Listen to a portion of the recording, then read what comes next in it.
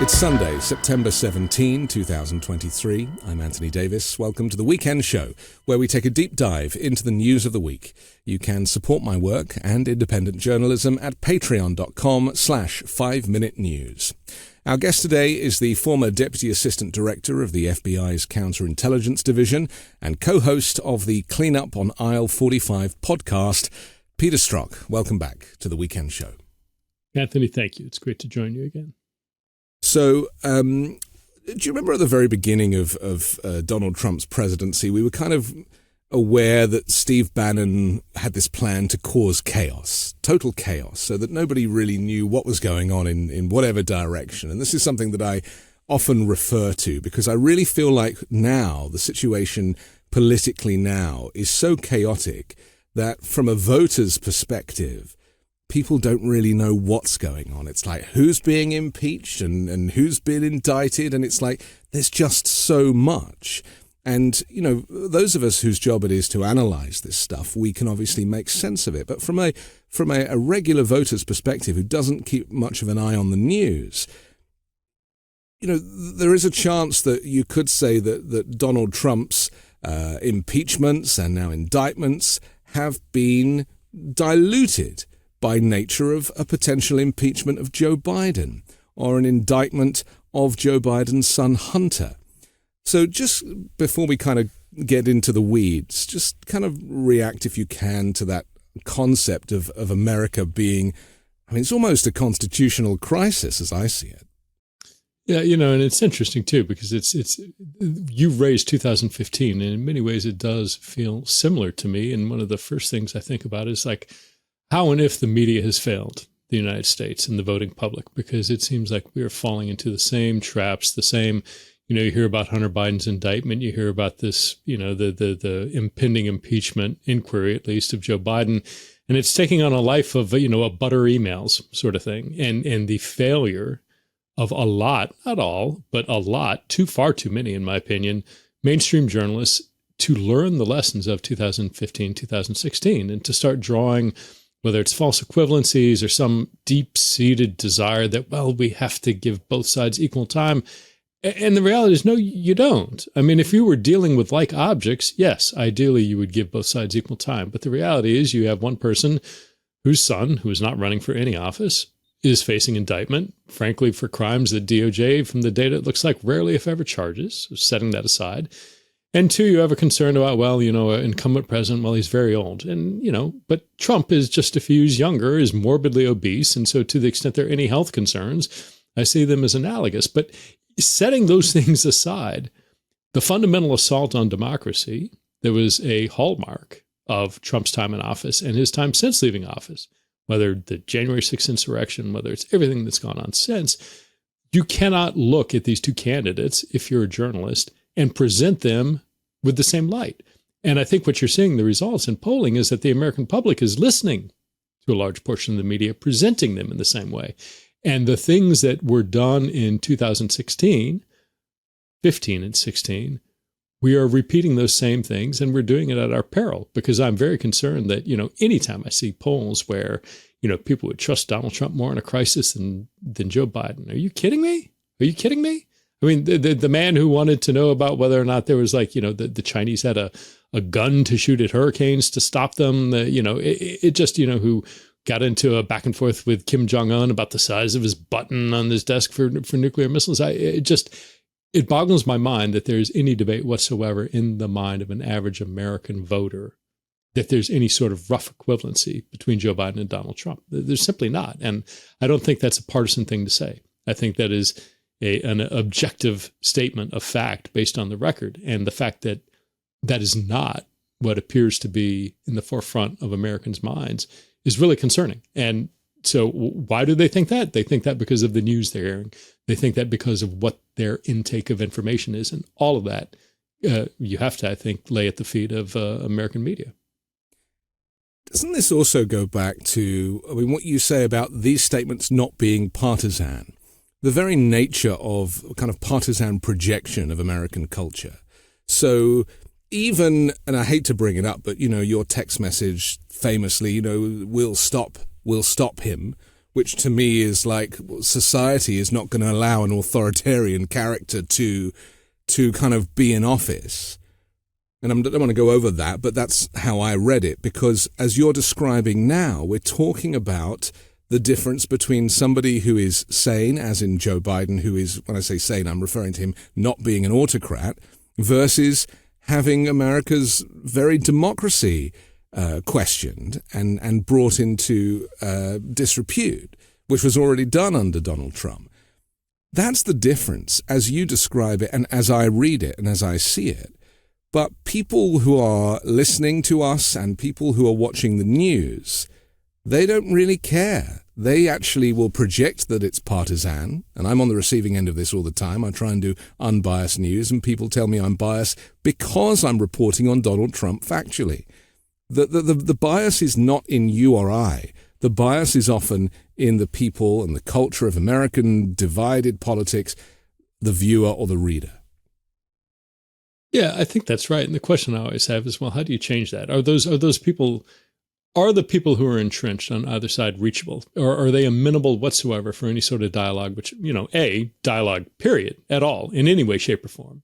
And then from that, the next question, dialogue that has any chance or hope of changing their mind. Are they open to any sort of argument on the facts? And I don't, the proposition that I would argue is like intelligent people, reasonable intelligent people can take and have an assessment of somebody and say, they are, whether professionally, a view that they are a danger to the country, a danger to the national security of the United States, whether personally they can view somebody as being, morally abhorrent or, espousing values which are anti-democratic, and hold those beliefs at the same time go out and do their job in an objective way. I think thousands upon thousands of professionals, whether they are government employees, whether they're police officers or, folks who work at the fire department, people can have those opinions, and it doesn't matter. If somebody's house is on fire, they go and put out the fire. If somebody is, whatever the case may be, you can have an opinion and still do your job objectively. And I think that was my argument has always been that I and, most every other, certainly FBI employee at the time, but, other government employees do that every day. And that's the mark of a professional civil service that is not based on a patronage system. But what is remarkable is the way an entire party, I think, the Republican Party, has turned on its head the idea that, the FBI in particular, the Department of Justice, but that this must be weaponized because Donald Trump is being investigated and Donald Trump has been indicted, that therefore that is the weaponization of these entities.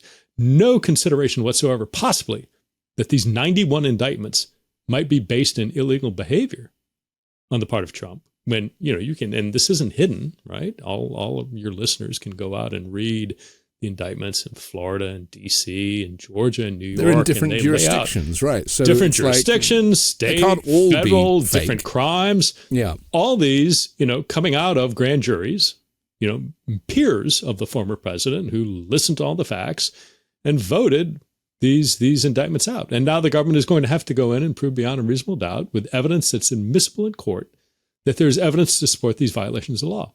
And so for people to sit there and say, not 1, not 2, not 20, not 40, not 80, but 91 times, all these different jurisdictions, all those different grand jurors, easily 40 plus, right? 50 plus, somehow are all corrupt, all weaponized, all out to get Donald Trump in an unfair partisan way, beggars belief. And I don't know how, faced with those facts and all the other things, when we can go in and talk about everything that Trump did with Putin and Kim Jong-un and so on and so on and so on, it doesn't matter. And I don't know how you break that cycle. And I don't know who the person, if I tried to do it, they'd look at me like, I'm the MAGA nation's monster under the bed, along with a few other people that, when they're trying to scare their children to go to sleep and stop playing games, Pete Strzok's going to come out of the closet of the deep state and get you if you don't go to sleep. So I'm not, I can talk to you and hopefully your listeners have some sort of like resonance of like, oh, this makes sense. But if you're going to get somebody to talk to the crowd that is listening to Tucker Carlson and Sean Hannity and Alex Jones, who is that person? Is it Chris Christie? He's getting booed at all these, the Republican gatherings. Is it Mike Pence, who's such a milquetoast, I'm going to maybe try and screw up the courage to say I did my constitutional duty, but I'm still going to vote for Donald Trump if he's the nominee, even though he wanted to hang me on January 6th. Who is the voice that is capable of reaching those folks? And I don't know that there's one. So there's Trump. That's it, right? That is the answer. That all of those groups that you refer to, they only connect to Trump because they're not really interested in the process of democracy anymore. It's now become a cult, and that cult worships one leader, and they're not even voting for Republicans anymore. They're voting for Trump. It just so happens that Trump has taken over the Republican Party. So beyond Trump, the party is effectively finished unless they make some serious changes now, and to all intents and purposes, they're not doing that with that. They're sticking with their man. They are, and it is a cult, I think. And the scary thing is this isn't a 2%, Scientology sort of, some weird, Bhagwan Sri Rajneesh up in Oregon where you got, Jonestown, where you have a couple of percent or a few hundred people. I mean, you've got 20, 30% of the population captured by this man. And you have a demonstrated record, right? I mean, he has lost the election. In the midterm, his candidates, the Senate candidates in particular that he endorsed, other than J.D. Vance, flamed out horribly. Those candidates who were associated with Donald Trump in the midterm elections did extraordinarily poorly. The record was not one that supports this Trump and Trumpism being a winner on the national political stage, even at these state and, congressional elections. And to see it happening again, and you see a lot of the things that are, if you look at Wisconsin and the shenanigans they're trying to do against the newly elected Supreme Court justice and movements at various states trying to push forward Trump agendas are landing with a thud. And so whether I don't understand that, yes, he has the party locked up, but when you try and translate that into a national election, I don't think it's going to go well at all. And I say that and feel a little bit heartened, but then I look at some of these polls coming out where, Biden and Trump are neck and neck, and Americans are saying they trust Trump more in a national crisis to act. It makes no sense. So I don't know, I think it's best to be concerned in a way that is positive and productive and motivating rather than, kind of terrified for the future of our nation. But it's not, I don't know how, when you get a group of people that is that large, 30+% of the population, it's more than Trump. There's something there that Trump has harnessed, but but then on the other hand is like, if and when Trump is gone from the scene, can anybody else marshal that same sort of crazy support? Or Ron DeSantis cannot. I don't see anybody able to sort of step onto the stage of the same sort of craziness and rally the base in the same way. So I don't know. I'm very uncertain about where we're headed going into the primaries next year. And this is often the problem, that there isn't really an answer. People are very stumped about how one deals with this. I would say that the media needs to stop treating this as a business as usual situation. The business is still reporting on the election as if it's a two-horse race with two equal candidates. No mention of mental health, no mention of cults. There's so many experts that I've interviewed on this show that will talk in depth and at length about it. People like Dr. Bandy Lee or Dr. Stephen Hassan. They're not allowed on the news. It's almost as if the media doesn't want to talk about the kind of what's really going on, and actually just wants to pretend for ratings, I presume, or for advertising purposes, just want to carry on as if it's a regular election year between previous presidential candidates. And it isn't. This is a mental health epidemic that, Bandy Lee refers to it as a Trump contagion. Why do you think the media doesn't want to kind of go down that road and just wants to kind of carry on like it's a normal year? Because I think, one, they want the viewership, right? I mean, they're in the battle for that 20, 30% of those advertisers, and they don't want that just captured by Fox or OAN or whatever the right, wing side is. I think there's I do think at the end of the day, most of the national media tends to be more educated than the average American political person. I think they tend to be more liberal than perhaps the, whatever the middle of the road American is.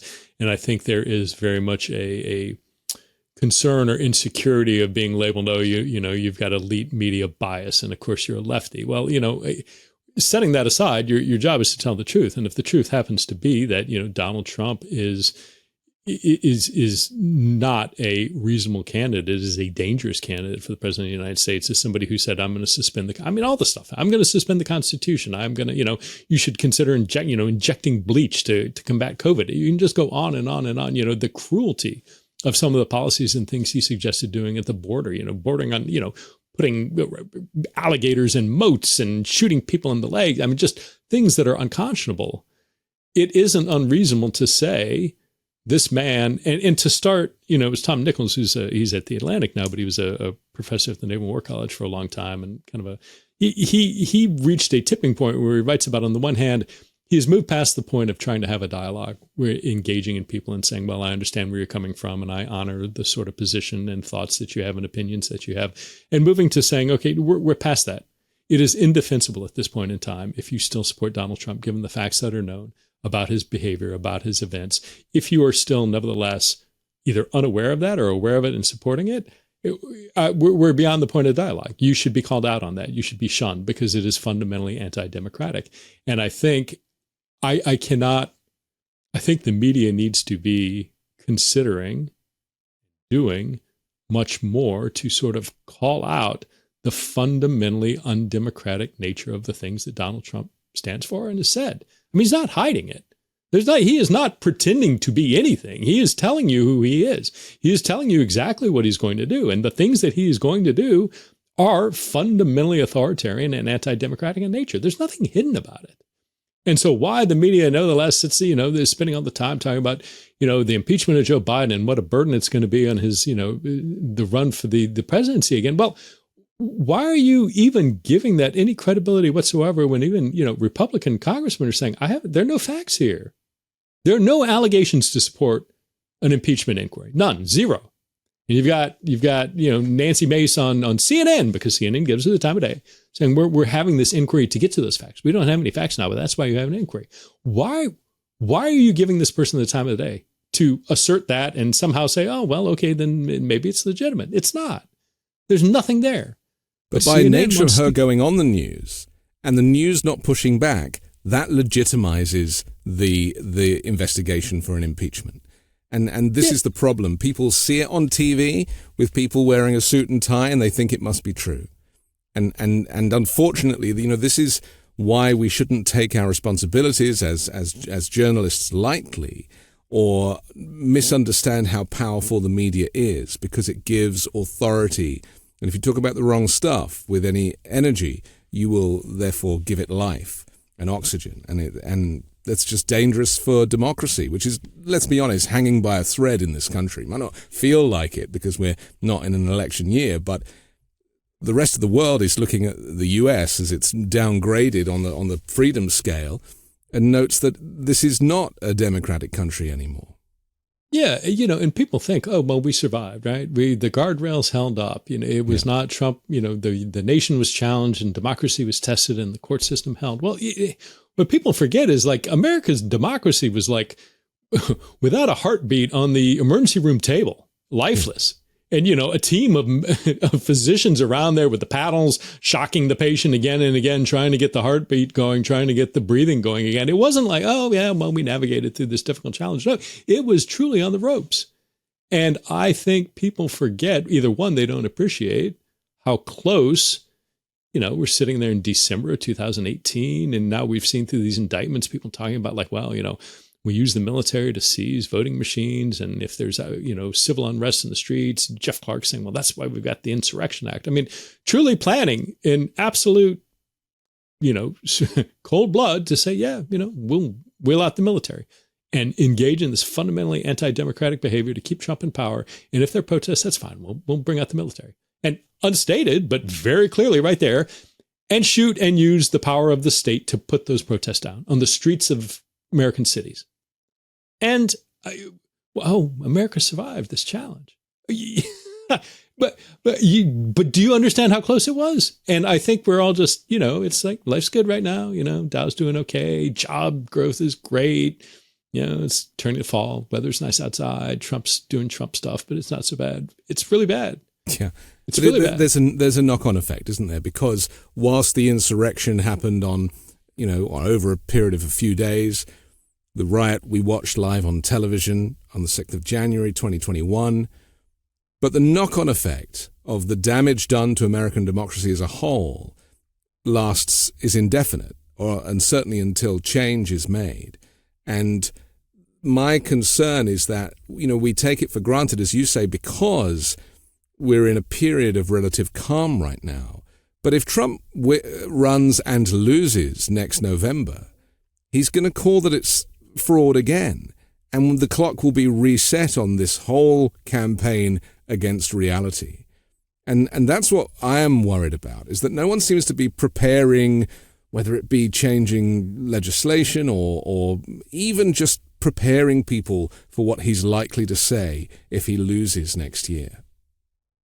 Yeah, and I think that's absolutely right. I mean, I do worry up to the election, the potential for violence, particularly on some fringe figure who isn't, mentally stable, who hears things that are being said and decides to engage in violence. This guy who showed up. We've seen that already, FBI, right? The FBI field office in Cincinnati, and other little folks stalking Obama's house in D.C. after Trump posted the address on Truth Social. I mean, or even there Tanya are these ones and Chutkan twos having someone come after her. Exactly. I mean, that is just insane. And all the folks down in Fulton County, I mean, it is there. It is going on. The Whitmer, nine folks now convicted of this plot to kidnap Michigan Governor Gretchen Whitmer. So it is there, but I do very much worry that there is kind of a simmering, building discontent and mistrust and undercurrent of violence that when we hit the general election, if it is contested, if Trump refuses to concede, even if Trump is elected and people feel that, okay, now we're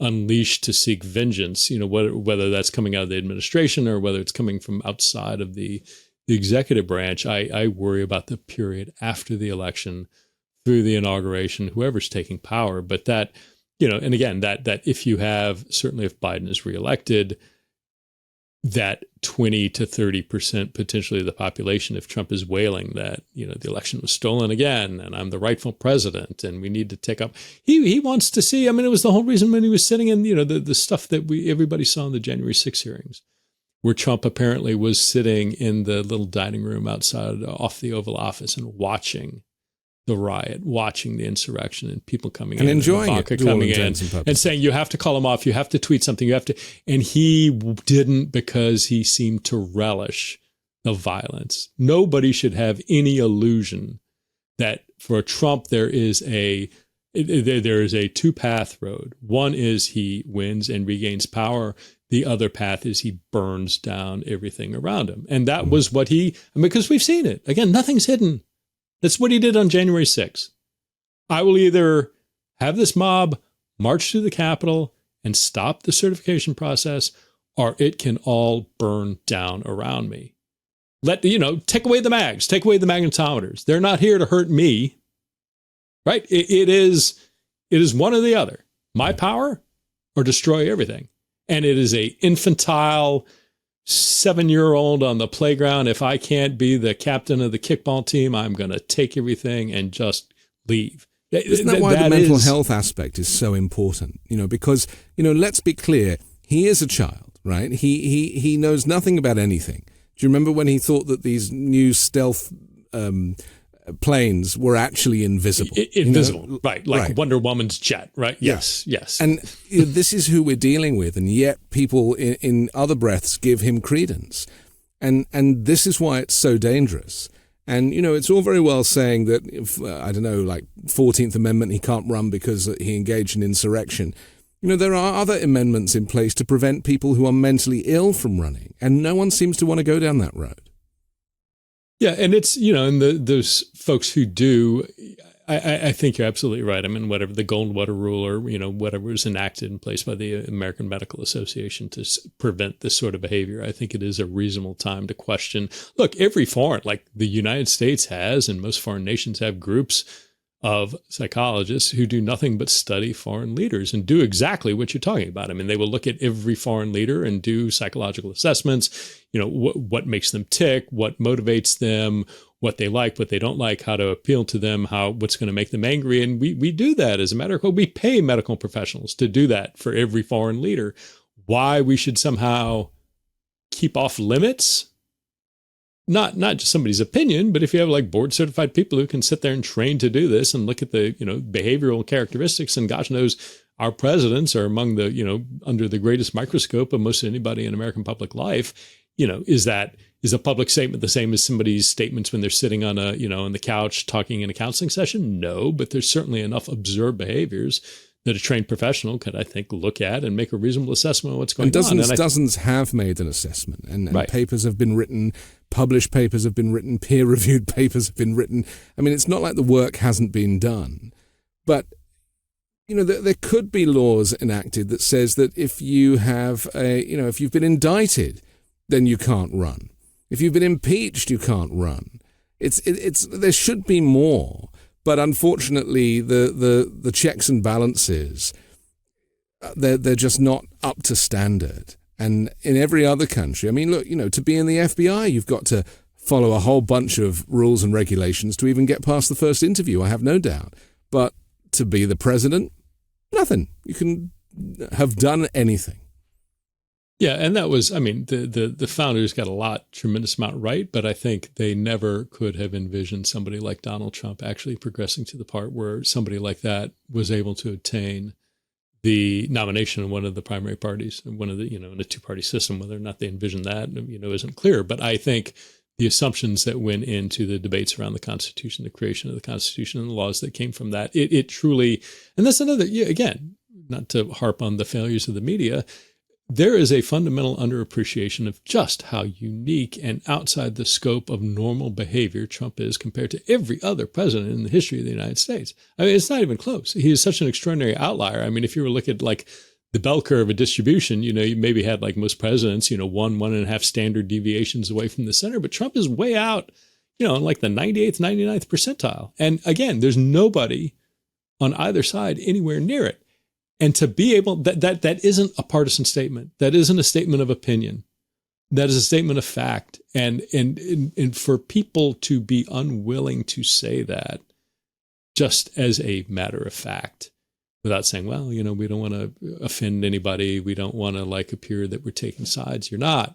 There was this amazing graph where it was like, the number, they had the presidents from Washington up through, Biden, and then they had on the vertical axis the number of indictments, and it's like all zero, except for Trump up at 91 and then back to zero. I mean, there has never been anything like this, and to simply not be able to say that unchallenged is, we're headed into another 12 months. We're in mid-September, right? So another 14 months. That is going to be, I fear, exactly a replay of 2015 and 16. And he's going to fight like hell, to coin a phrase. He is never going to go quietly, because his mental pathology will not enable him to be like, something, there's so many charges, there's so many indictments. Yeah, okay, they've probably got me. I should now just go. He'll never do that. This guy is going to fight to the end, even if it means running his campaign from a prison cell.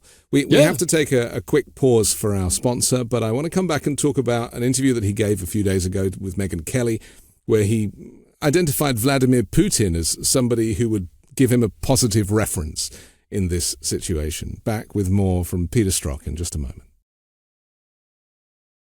I've always found it difficult to find clothes that I like to wear, and when I find one thing that works, I just buy loads of them and just wear the same thing all the time. Well, men's closets were due for a radical reinvention, and Rhone stepped up to the challenge. Rhone's commuter collection is the most comfortable, breathable, and flexible set of products known to man. And here's why. Rhone helps you get ready for any occasion. The commuter collection offers the world's most comfortable pants, dress shirts, zips, and polos. You'll never have to worry about what to wear when you've got the Rhone commuter collection. The comfortable four-way stretch fabric provides breathability and flexibility that leaves you free to enjoy what life throws your way, from your commute to work or your 18 holes of golf. It's time to feel confident without the hassle. With Rhone's wrinkle release technology, wrinkles disappear as you stretch and wear the products. It's that easy. And with Gold Fusion anti-odor technology, you'll be smelling fresh and clean all day long. And on top of that, Rhone is 100% machine washable, so you can ditch the dry cleaner altogether. I personally love a technical fabric, something that is advanced and uses technology to make a more comfortable and more modern outfit. Now, the commuter collection can get you through any workday and straight into whatever comes next. So head to roan.com/Anthony and use promo code Anthony to save 20% off your entire order. That's 20% off your entire order when you head to RHONE.com/Anthony and use code Anthony, ANTHONY. It's time to find your corner office comfort. Rocket Money has saved me money by alerting me to subscriptions that I didn't even know I still had. Are your subscriptions draining your wallet? The average person has around 12 paid subscriptions, and they might not even remember subscribing to half of them. If you have no idea just how much you're spending each month, then you need Rocket Money. It's a great app that tracks all of your expenses so you know exactly where your money is going. There's subscriptions for everything these days, from streaming services to fitness programs, and sometimes it feels impossible to keep tabs on what you're paying for every month. That's why I'm such a huge fan of Rocket Money. Rocket Money is a personal finance app that finds and cancels your unwanted subscriptions, monitors your spending, and helps you lower your bills, all in one place. With Rocket Money, you can easily cancel the ones you don't want with just the press of a button. No more long hold times or annoying emails with customer service. Rocket Money does all the work for you. It also lets you monitor all your expenses in one place. It recommends custom budgets based on past spending. They'll even send you notifications when you've reached your spending limits. With over 3 million users and counting, Rocket Money customers have saved an average of $720 each year. Stop wasting money on things you don't use. Cancel your unwanted subscriptions and manage your money the easy way by going to rocketmoney.com/weekend. That's rocketmoney.com/weekend. It's The Weekend Show. I'm Anthony Davis. Peter Strzok, Megyn Kelly did an interview with Donald Trump on Thursday this week for SiriusXM, and he kind of perjured himself a few times. He admitted the crimes a few times regarding stolen documents, keeps going down this road of, oh, well, it's the Presidential Records Act, I'm covered, when he wasn't. Previously he'd said this document he was showing people was a newspaper, and now he kind of didn't say it was a newspaper, which suggests that it was a classified document.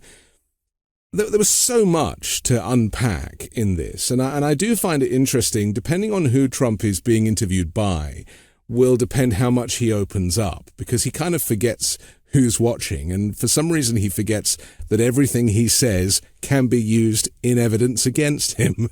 That old phrase. I don't know why, maybe he hasn't heard that. It hasn't been read his rights enough times over the years.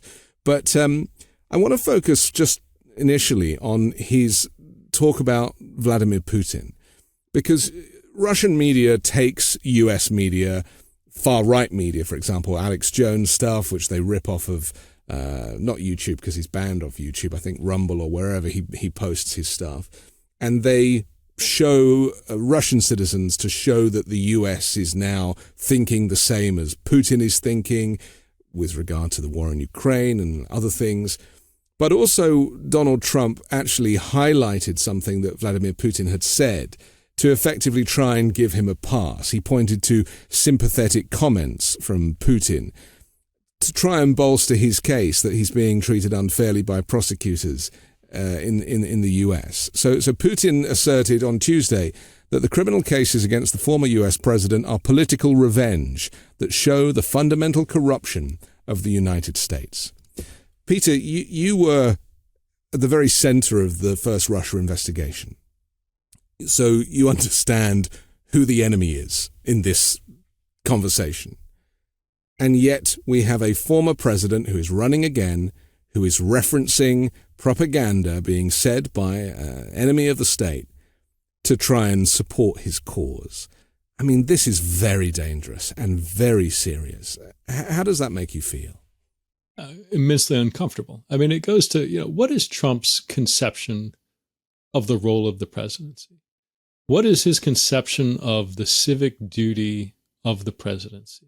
If your job is, what is your job as the president? Provide for the national security and defense of the United States, sure. But at the end of the day, presumably you want to say what I can do to advance life, liberty, pursuit of happiness, democracy, democratic ideals. I mean, I would argue that most Americans, if you say, what do you want your president to do at the end of the day, he or she should do those things, right? Make sure we're safe, and then provide for the liberties and the bounty of democratic society and let that flourish as much as we can in the United States and everywhere else.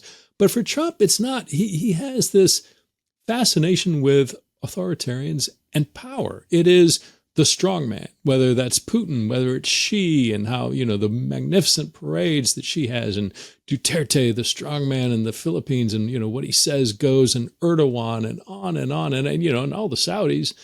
Now Jared is fleecing for live golf and everything else for all they can get. It isn't about I am drawn to democratic ideals. It is I am drawn not just to power, but to authoritarian power, to absolute power, to power that brooks no dissent, to power that snaps its fingers and has things done, to power that wields without any sort of bending the authority over the society.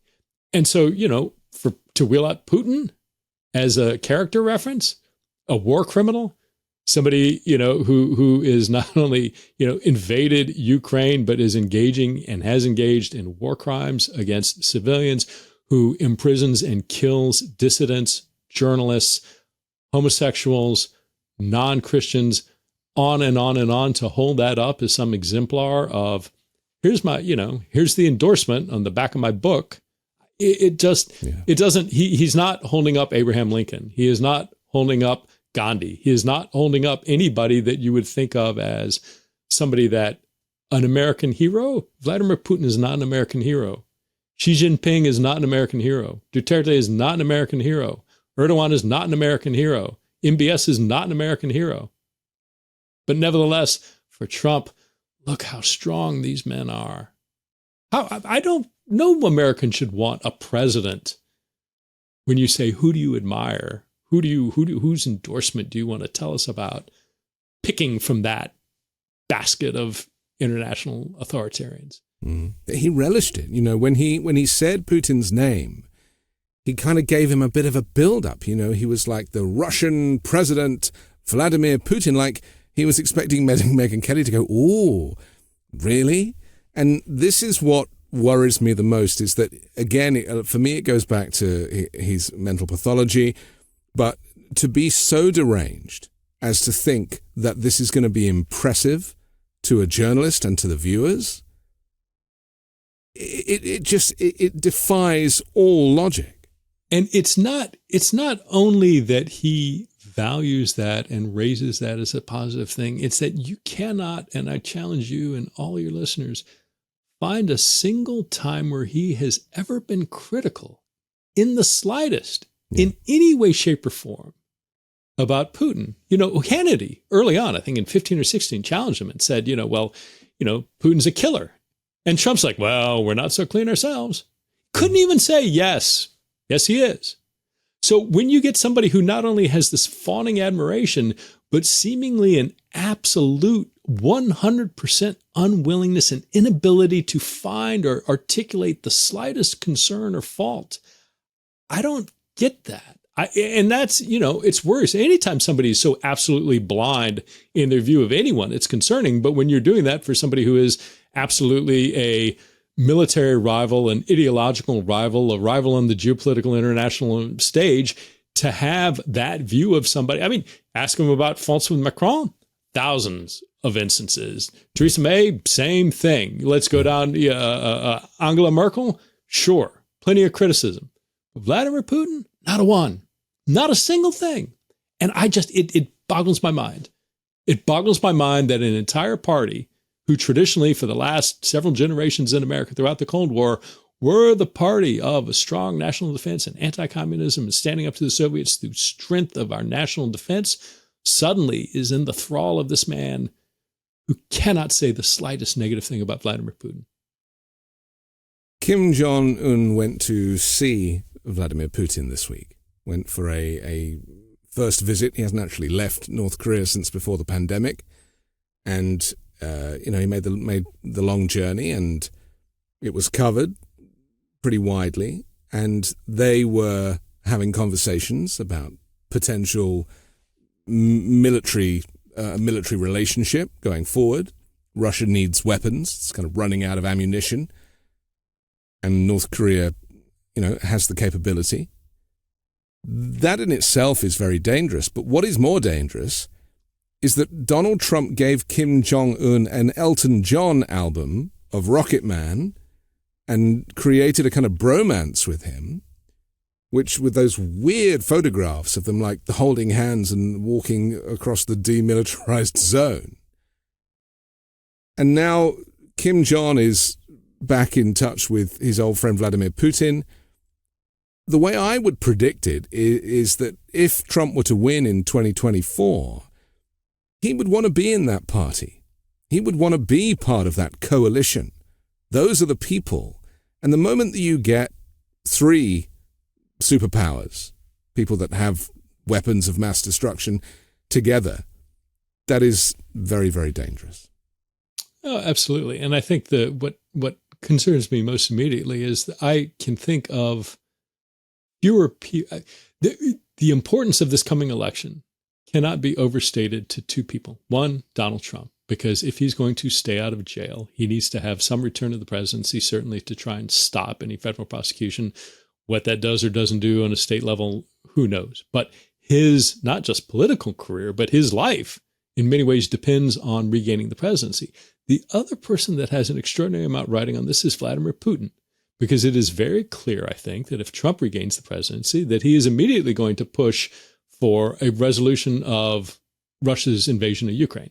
Likely, whether it's, sort of freezing the lines, giving Crimea in perpetuity to Russia and what they do with, the eastern parts of Ukraine, which have been invaded, I don't know. But Trump is not going to support the continuation of U.S. military assistance to Ukraine. Yeah, he'll give him Donbass and say, you've got that. Right. And for Putin, who's already faced one near coup from Prigozhin, the prospect of a continuing unsuccessful invasion to his political future, to his future political survival, is immense. And if Biden is reelected, that's going to pose a significant challenge to Vladimir Putin. Whereas if Trump is elected, that in many ways makes Putin's job far, far easier, let alone long-term goals of splitting the Atlantic alliance and breaking up NATO and any number of things that Trump was well on his way to doing, wittingly or not during his first administration. But to have two parties, one, a candidate for the president of the United States, two, a hostile foreign leader like Vladimir Putin with so much riding on the election, I am concerned what that looks like, that to the extent Russia was certainly involved in meddling in our election in 2016, to a lesser extent in 2020, at this point, the gloves are off for Putin. So I don't know if there's, how much more he could do or would be willing to do in this upcoming election. I'm not, I do discussion for another time about what, how much foreign disinformation and meddling plays a role compared to just the sort of innate domestic nastiness that occurs. I'm not, convinced that, it's not overblown in some cases, but I do worry how much Vladimir Putin has running on this coming election and what he will or won't do with regard to that, and what is or is not going on in terms of all of the folks who there's a logical goal just to, destabilize the United States, and to the extent they see an entire party who is saying we need to radically, tear apart the federal bureaucracy. We need to defund and dismantle the FBI and DHS and DOJ.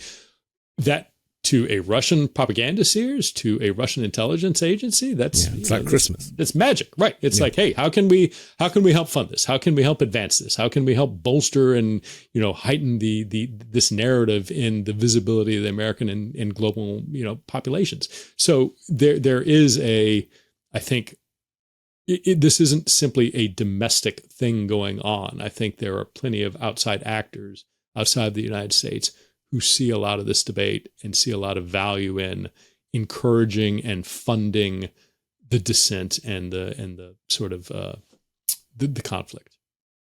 Part of the problem with when Bill Barr paraphrased the Mueller report, gave the impression that there was no influence or Russian influence in the 2016 election is that provides cover for Putin to do it again.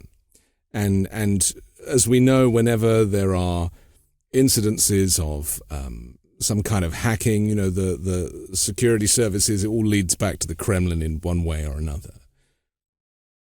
The 2024 election will undoubtedly have a huge amount of influence from Russia through the internet. Again, people don't know when they're being manipulated. It comes through Facebook and the ecosystem that they happen to operate in online. And so there are so many factors involved now in helping Donald Trump win, not least the impeachment of Joe Biden, which is, again, a diktat that's come from Donald Trump. Donald Trump is the one who's communicated through Marjorie Taylor Greene and Matt Gaetz and putting all the pressure on Kevin McCarthy so he has to fold because he wants to keep his speakership. There are so many layers to this. And then Donald Trump taking an unconventional attitude towards how the law works. And instead of encouraging or allowing his lawyers to kind of lead the charge, he is dictating to them what they should be doing, which is why he's trying to sue judges and district attorneys, just turning everything on its head. The result of all of this, from Russia and from Trump and from the Heritage Foundation with Project 2025, there's so many people involved, not to mention gerrymandering and redrawing of districts. The point I'm getting to is that Trump could win. Not necessarily because he's got the votes, because as we've discovered, his support is diminishing, but because the system of voting in the US is subject to so many loopholes and the potential for interference. So just tell me how secure you feel the election could be. What's the FBI doing about it? How focused are they on a repeat of 2016 and 2020 on 2024? Well, I think they made a lot of progress. I mean, they set up a foreign interference task force just within the FBI, but also working with the community. And I think we were much better prepared in 2020 than we were in 2016. And so I don't think the prospect of a massive disinformation campaign from abroad having success, I don't think is realistic. But look, I do, the best analogy I can come up with is, America is facing a huge number of massive wildfires across the United States, which are generated in the United States, which are endemic to the United States. But yet you have Russia with 100 gallons of gasoline who is watching this. And if they want to be as malicious as possible with 100 gallons of gasoline and have free reign to kind of go in where there's some wildfire that exists, which is threatening to go out of control, to pour a little gas here, to pour a little gas there, you can do immense damage. You're not causing the bulk of these wildfires. You're not, going to have a huge say at the end of the day, whether they're all successfully contained or not. But it doesn't take a lot to cause immense mischief and damage. And I do think the structure, to your point, the structure, whether it's, a third party like No Labels or RFK Jr., the prospect is somebody, not that there isn't a greater level of support for Joe Biden, who, clearly overwhelmingly won the popular vote, but due to the weirdness of the electoral college and the sort of demographics of the way things work, and particularly third party, any number of things could cause, certainly, I think, for Trump to be elected. And what does, worry me, two big things, right? During the first Trump administration, you did have people who were historically Republican government people who came in to serve in his administration, who were not crazy, who were competent, who tried to do a good job, who tried to push back. By and large, they all left, right? By the end, they had quit, they had been fired, they weren't there, and you saw the second and third string, the mediocre white men like Jeff Clark and Ken Cuccinelli and others who are just not really the best America has to offer. That we will be lucky to get that as the starting team in a future Trump administration. You are not going to have all these, Jim Kelly and Kirsten Nielsen and Rex Tillerson and all these people are not going to be willing to, Steve Mnuchin, they're not going to be willing to return people of that caliber. You'll get Mike Flynn instead. Right. And so too, I think there's also the other thing that worries me is the the sense that I had from the Trump campaign and the early administration is they did not expect to win. They were surprised come the morning after election when they realized they had won the White House. They had not made plans. It was, all something that Trump, I think, frankly, was trying to do to generate publicity, to generate sales of his stakes in university and charitable foundation or whatever else that he thought he could grift off of the notoriety of having won and lost the presidency. And suddenly he finds himself there. And I think particularly when you look to strategists like Bannon, this idea of chaos and remaking the administrative state, they didn't really have a plan to do it, and they lost. There were months and months and months where they scrambled to just get the administration in place.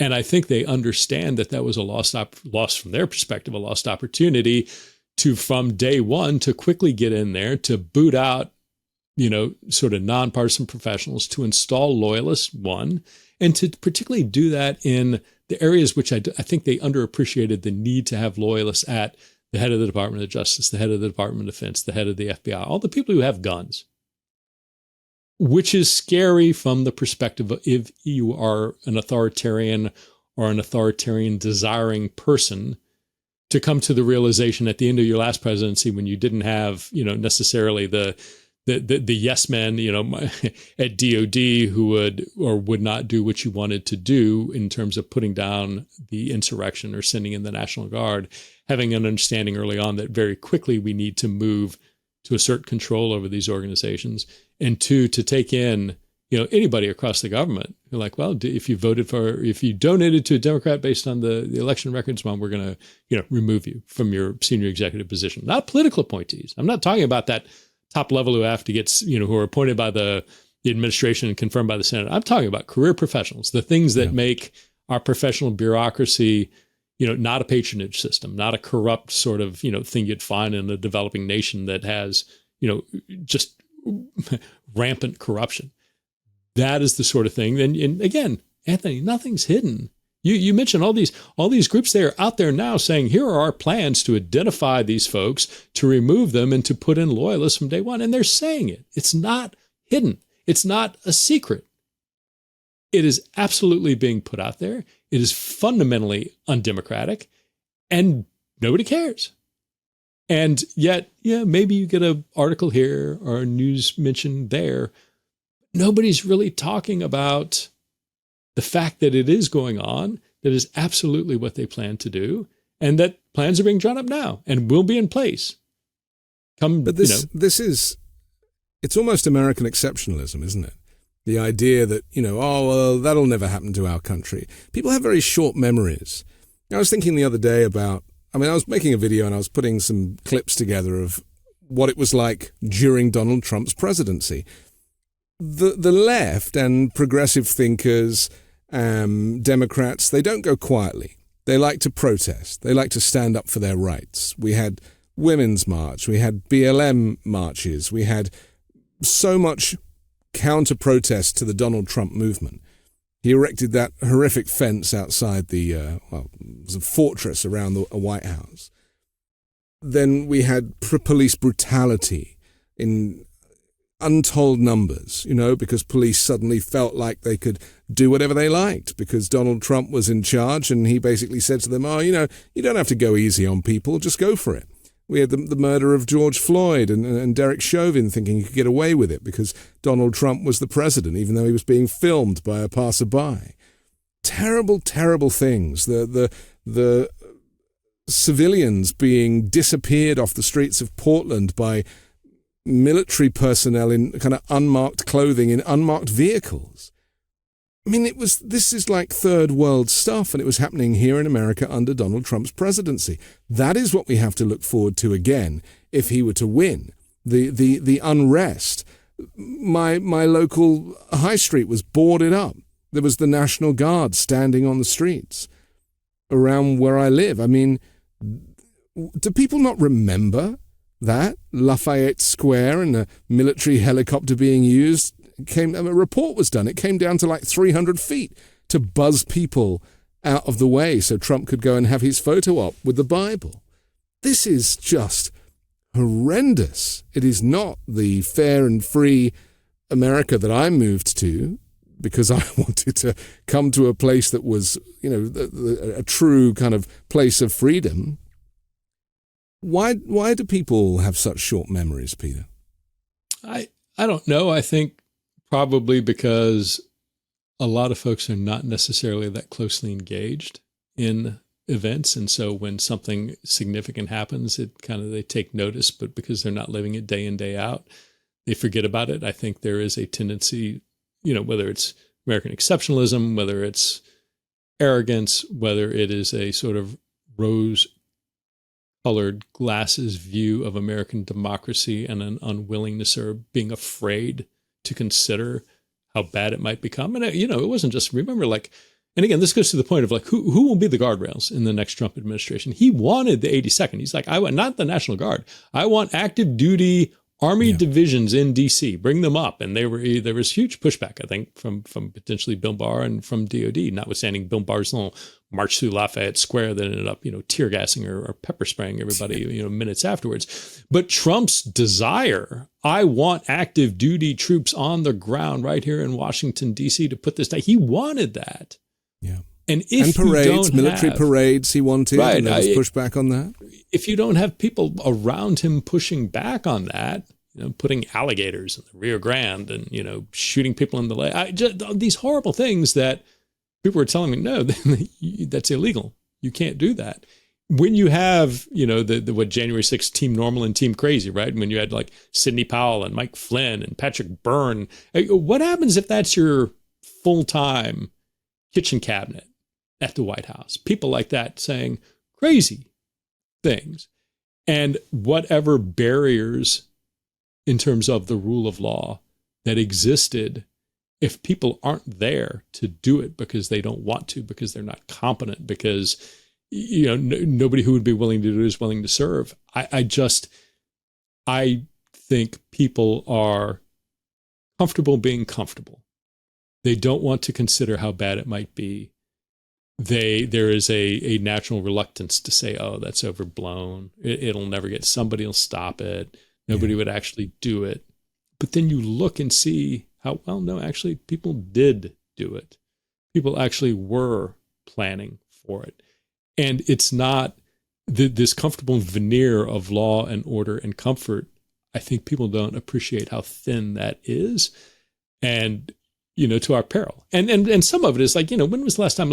I don't think if you go through a period where you're fighting World War I as a nation or World War II, when you have the Great Depression, when you have existential challenges, I think that lends a population an appreciation of how, one, valuable the peaceful and fruits of democracy are, but two, how transient it can be if you don't actively work for it. And we've been, let's face it, we've had a global war on terror, and I don't want to minimize anybody's service in, Iraq or Afghanistan, but largely the past generation and a half have been marked by pretty peaceful, largely comfortable existences for most of us. We've had it easy. That's a kind of way to look at it, right? It's unlike Europe, which of course, in 1939 fell to war and has daily reminders of it. The U.S., unless you're, living in Pearl Harbor, you don't really get that daily reminder in the same way. Yeah, and I thought, did COVID had the potential for bringing us together, but I think even COVID divided us as a nation because you had some people who somehow it broke down oddly along party lines. On the one hand, medical science, everybody go, wear a mask and get vaccinated, somehow became a partisan issue. How, never before, when we were fighting polio, that was not a partisan issue, but somehow this thing, COVID, that could have brought a nation together, a pandemic where everybody was isolated and we band together and common sacrifice for each other, and we come out together because we value our fellow man and woman. Instead, it's fuck you, I'm not getting vaccinated. You can't tell me what to do. Don't tread on me. I've got my rights. I'm not going to wear a mask. And that became a political thing. And so I don't know. I worry about our ability to come together and continue to see common ideals as a nation that transcend party. Because because I think we've somehow lost that. We have to take a very quick pause, and then I'm going to come back and talk about what we can do about it, and look at Joe Biden and see how he might be the solution, potentially, or some might say the problem. That's next here on The Weekend Show. Fall is planting season. It's true, many plants actually do better when planted at this time of year, but you have to know where to start. That's why I love fastgrowingtrees.com. The experts at Fast Growing Trees curate thousands of plants so you can find the perfect fit for your specific climate, location, and needs. I ordered the most beautiful lemon tree, which is absolutely thriving on my balcony. You don't have to drive around to nurseries and big gardening centers. Fast Growing Trees makes it easy to order online, and your plants are shipped to your door in 1 to 2 days. Whether you're looking to add some privacy, shade, or natural beauty to your yard, Fast Growing Trees has in-house experts ready to help you make the right selection with growing and care advice available 24/7.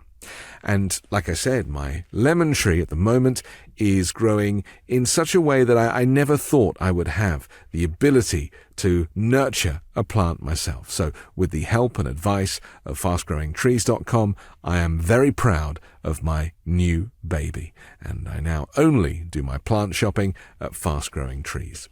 You should too. Even if you've never had a green thumb, they'll make you feel like you do. Over 1 million happy Fast Growing Trees customers are across the country, and plus with their 30-day Alive and Thrive guarantee, you can trust everything will be healthy for years to come. Now, listeners to this show will get 15% off your entire order when you go to fastgrowingtrees.com/weekend, but only through October 15th. That's 15% off at fastgrowingtrees.com/weekend. That's fastgrowingtrees.com/weekend. It's the Weekend Show, and we are joined by Peter Strzok. Peter, Joe Biden is suffering. There's an article out today saying that so much is doing so well under Joe Biden, and you mentioned earlier the economy is doing well, and there's various reasons to be proud of the US at this moment. And yet Americans are not hearing it, or they're not accepting it, or they don't believe it. This is a huge ask, isn't it? When you've got so much critique coming from the right, especially the leader of the Republicans in Congress and Speaker of the House announcing an impeachment inquiry into Joe Biden's financial dealings and business dealings, of which there are probably none. I mean, the guy's been in public service his whole life. He's not a businessman.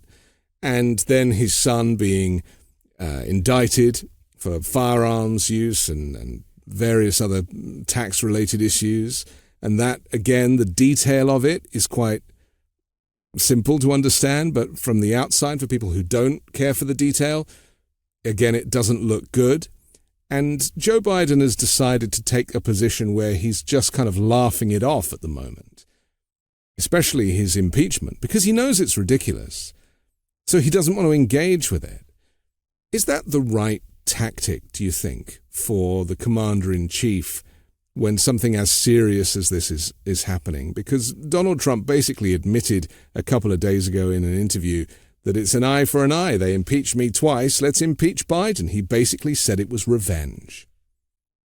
Yeah, and clearly there is indication that Trump was very much in contact with House Republicans in terms of getting the impeachment inquiry going and, rallying support for it. So the Biden finds himself, I think, in a very difficult position, certainly when it comes to the criminal aspects, on the one hand, of everything involving Trump, and two, in the things involving his son, because as the commander-in-chief, as somebody who is the president over the Department of Justice, over the Attorney General, he's got to be very, he should be, in my opinion, what everybody other than Donald Trump, who has been president of the United States, has done, and to let DOJ operate independently, to not sort of put what would appear to be improper influence or opinion on criminal proceedings, whether against his adversary or against his son. So I think he's in a difficult spot where it comes to those things. Now, that's different from how he should say, what he should say about the impeachment. I think there's potentially a calculus that this is so empty, that there is so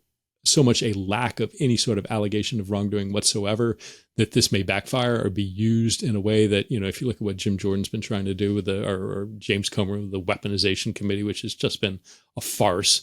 And I think, frankly, a net negative in the eyes of most, even right-wing commentators are, laughing at James Comer whenever he goes on shows saying, when are you ever going to come up with something? Perhaps there's a calculus that this impeachment will have the same result, that it will be an obviously laughable, empty exercise. But I think at what point, whether or not Biden says something, I think what's also been interesting is just there seems to have been marching orders sent out throughout the Democratic Party to not comment on any of Trump's legal woes, to not comment on anything having to do with Hunter Biden. And that I'm a little more, I don't know the wisdom. I mean, look, I'm a national security counterintelligence professional, not a political one. But I do think at some point when you have somebody who is so deeply engaged in commenting on every last aspect of the judicial process, whether it's against him, whether it's against his opponent, and and pushing for an impeachment on the one hand, and on the flip side, you have somebody who is essentially silent. There is an imbalance there. And again, going to, if that imbalance, most people are not going to know about it. Most people only know about it because they hear about it from the media. And so when the media is giving air and coverage to Donald Trump and all the claims and the impeachment and everything else, there's a power imbalance that favors, it's like irregular warfare, right? The irregular warfare favors the guerrilla because the large sort of conventional force is ill-equipped to fight in that environment in that way.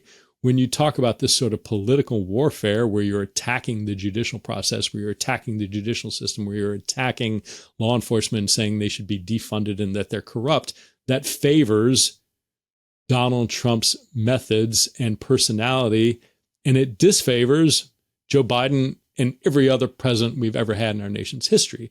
And so how you square that or sort of approach that fairly, I don't think we're doing it. And so, again, does it in the small instance of Joe Biden and his handling of how he's going to handle the impeachment, I think we'll see. I don't know. If there's nothing there, they're not going to get to anything. I mean, you can't just make up facts out of whole cloth that are not accurate. So I'm curious to see what, I have no doubt they'll try and roll this out. This isn't going to be a 2-month process. This is something that, like Benghazi, they will want to have the ability to have hearings and events through the general election. So what they come up with, though, you can't just, at some point, you can't make up something out of nothing.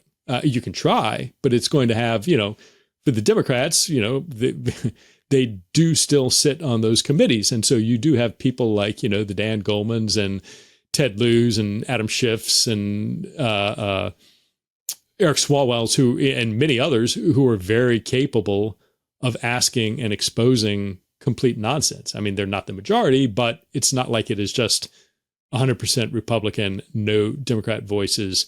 And so I think the ability to sort of cast some light on the absurdity of these proceedings will be there. So, I mean, we'll find out soon enough, I think.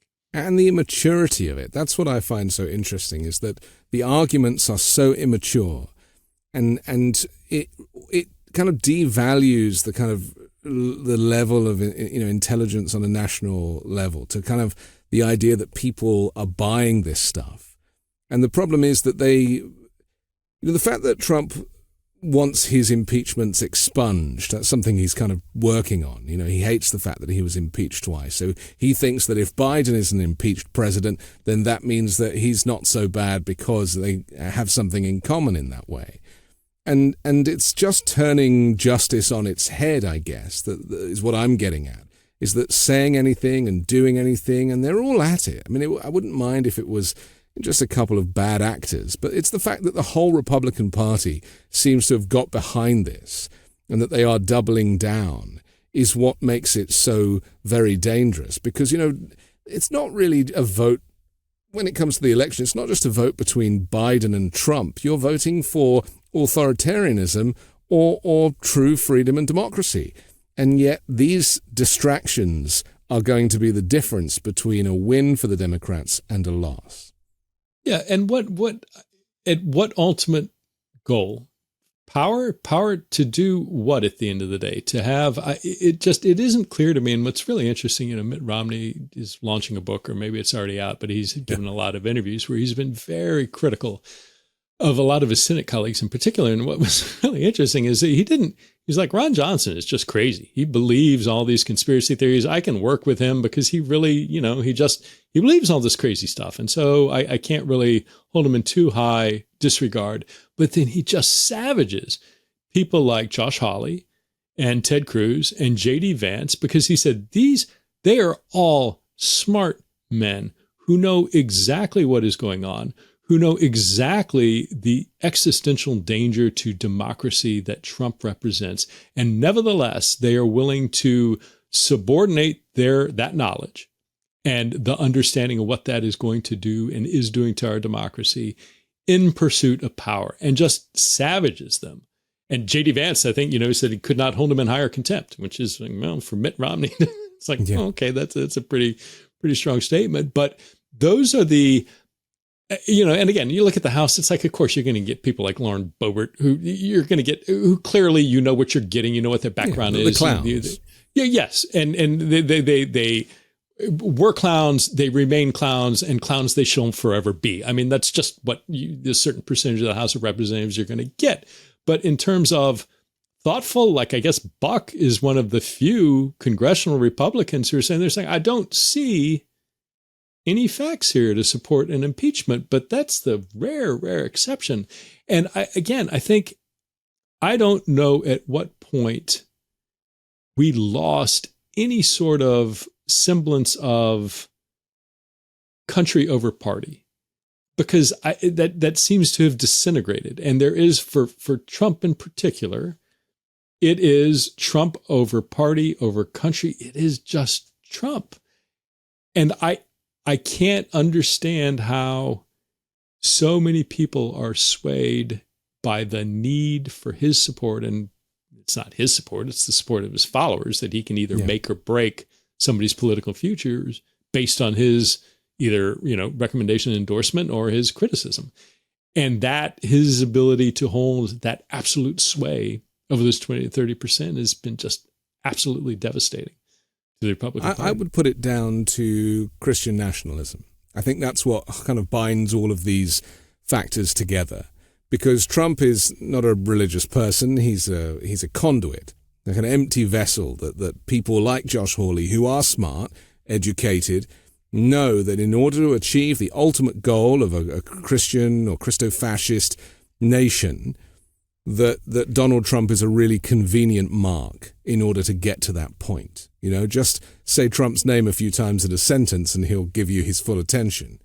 It's as simple as that. And if you read Project 2025, which is this Christian Nationalist Heritage Foundation document that is their plan for, winning the election next year and what they'll do to American society as a result of it, it is horrific reading, terrifying reading. It is the far right. It is Christian nationalism.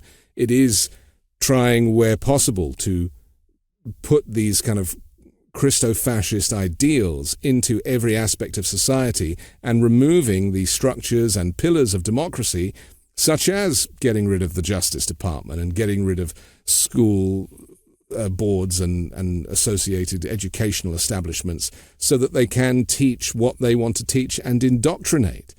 And I personally feel that, and again, the media doesn't like to talk about religion or extreme views of religion. I'm not talking about moderate Christians here. I'm talking about this extremism that now has permeated its way through churches up and down the country, and where politics and Christianity combine. That is their plan. And Trump is just he is their route into that ideal. Yeah, I think there's a lot of truth to that. I would add a huge amount of racism and sort of white supremacist tendencies to that. I think there's a lot of the ugliness of the, unspoken ugliness of American society that we've grappled with for, well before the Civil War and the failures of Reconstruction. But I mean, look at Trump when he comes up. I was taken by his comments, both when he went to D.C. for his arraignment as well as to Atlanta, and he talked about them as dirty cities. as crime-ridden cities. What he really was saying is black cities. Yeah. And so that call, those dog whistles, those people, those urban elites, read the black urban coastal populations. There is a huge not to mention amount the there. black DAs, and the black judge. Yes, and again, when you start talking to talk about the third rail of the mainstream media. If you want to talk about Christian nationalism, if you want to talk about white supremacy, if you want to imply at all that huge segments of the American population still have extraordinarily, behind closed doors, racist beliefs, that's something it's so uncomfortable to have that conversation. Some people will provide lip service on, Black History Month or Martin Luther King Day. We'll talk about it and pay homage to the great, civil rights leaders of our nation. But the reality is to go in and out and say, hey, there's a huge chunk of the American public who is attracted to Donald Trump because they are racist. They are fundamentally racist. And when he talks about the Mexican rapists, when he talks about the dirty, unsafe urban cities of Chicago and Atlanta and D.C., they hear those black cities. To bring that up, you're not going to see it or hear it, but it's the truth. It's the truth. Not everybody. You can go to any number of Republican voters who are not at all racist. Everybody's a little bit racist. I truly believe that. But to deny and somehow turn a blind eye to the fact and role of extreme religion or racism and the role that's playing in the appeal of Donald Trump, you can't turn a blind eye to that. It is there. And if we pretend it isn't, or if we just don't talk about it because that's not the sort of thing we talk about on mainstream news, that's, again, we do that at our peril. It all goes back to make America white again. That tragically is kind of, the answer was on the hat all along. Peter, we have to finish, but I'm so grateful to you again for your expertise and your time, and hopefully we'll do it again in the future. Absolutely. It was great to talk with you. My thanks to Peter Strzok. I'm Anthony Davis. Subscribe to my new show Uncovered with Ron Filipkowski on Wednesdays. And don't forget, you can hear my daily podcast, 5 Minute News, every morning. So wherever you get yours, subscribe. Join me next week with a brand new special guest and more factual news stories to discuss on the 5 Minute News Weekend Show with Midas Touch.